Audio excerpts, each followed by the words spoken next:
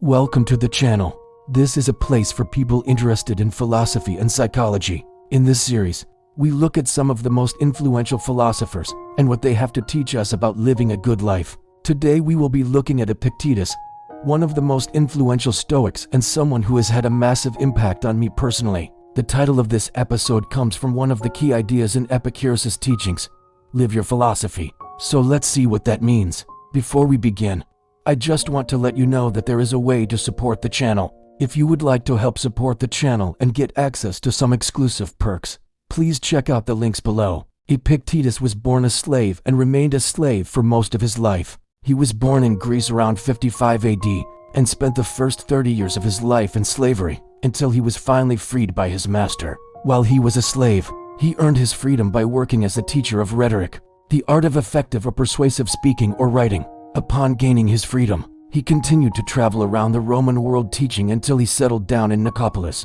In his old age, even though he was free, he didn't abandon his fellow slaves. He helped slaves gain their freedom and taught them philosophy. His teachings were collected by his student Arian and published as a set of 5 short books, called the Discourses. These are actually the basis for today's episode.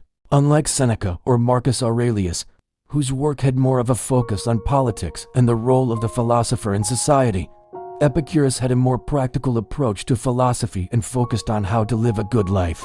This might be because, unlike the others, Epictetus was not a person of high social status, but rather someone who came from the very bottom and had to face the harshest conditions imaginable. And yet it is precisely this which made him such a great philosopher, someone who could speak from experience.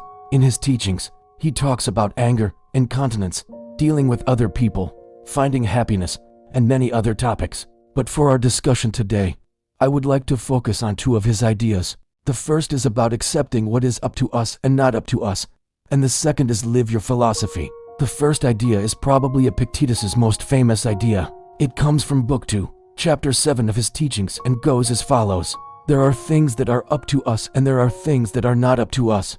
It is up to us whether we choose to be harmed or choose not to be harmed. For instance, if someone says something rude to you, it is up to you whether you choose to be offended. It is not up to us whether things happen, but it is up to us how we choose to respond. Of course, that doesn't mean that we should not try to change things that are bad. Instead, it means that we shouldn't become upset when things don't go our way, since that is within our control. Stoics aim to distinguish between what is up to us and what is not up to us. As Epictetus says in another passage, the chief task in life is to separate events into 2 buckets. Some are up to us, others not up to us.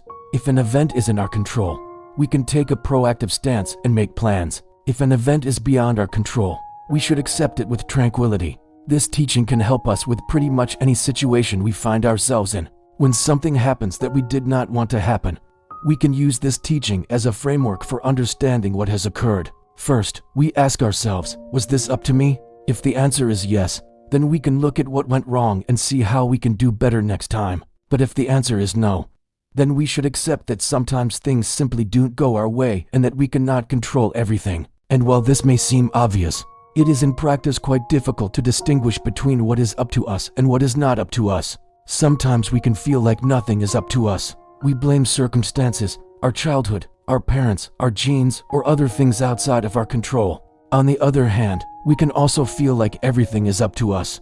This attitude is dangerous because it leads to frustration and disappointment when we don't get the results we want. With this teaching from Epictetus, we learn to take responsibility for what is up to us and accept what is not up to us.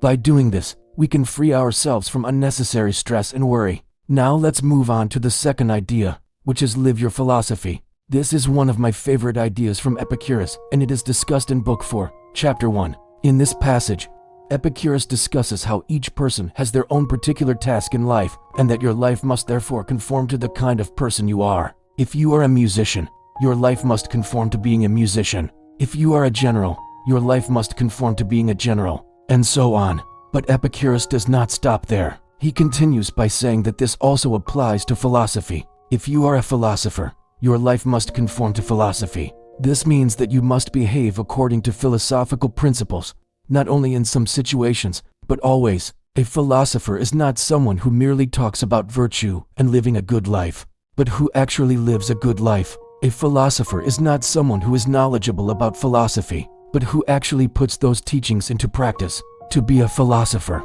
we must follow the path of wisdom and try to become the best version of ourselves.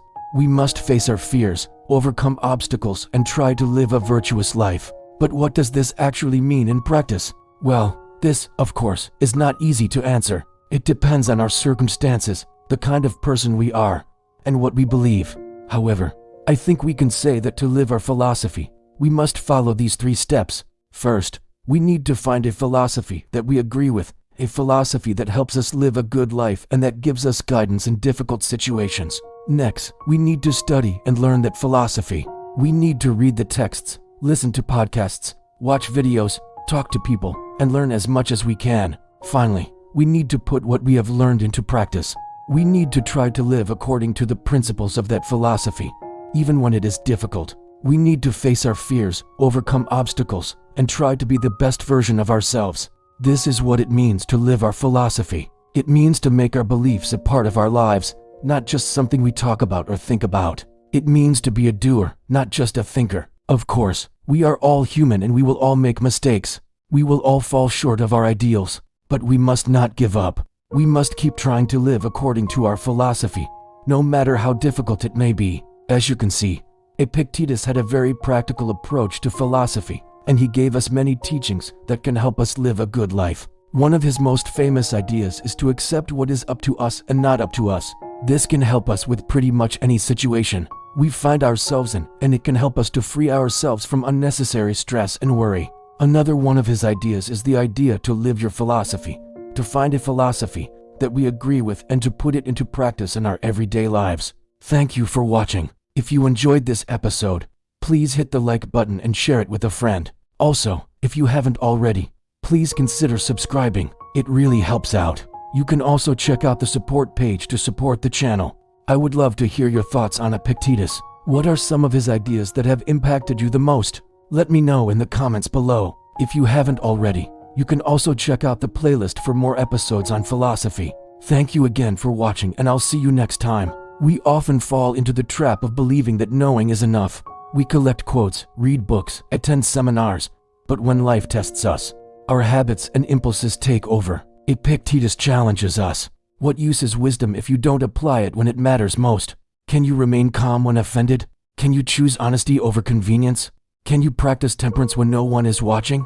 To live your philosophy means that your beliefs and your behaviors are aligned, even under pressure. Stoicism was never meant to be an abstract theory. It was born in the marketplaces, prisons, wars, and courts of ancient life. It was for people struggling, hurting, striving, not just thinking. Epictetus taught that philosophy should be as practical as medicine, not admired, but used to heal. When you face insult, your philosophy teaches you patience. When you face fear, your philosophy gives you courage. When you lose something, your philosophy reminds you what truly belongs to you. Study with intention. Don't read just to know, read to become. Reflect daily. Ask yourself, did I live my values today? Where did I fall short? Where did I succeed? Act with integrity. Choose courage, justice, temperance, and wisdom, especially when it's difficult. Be consistent, not perfect. Stoicism is not about never failing. It's about rising wiser after each fall. Be your own witness. You don't need applause. Let your conscience be your measure.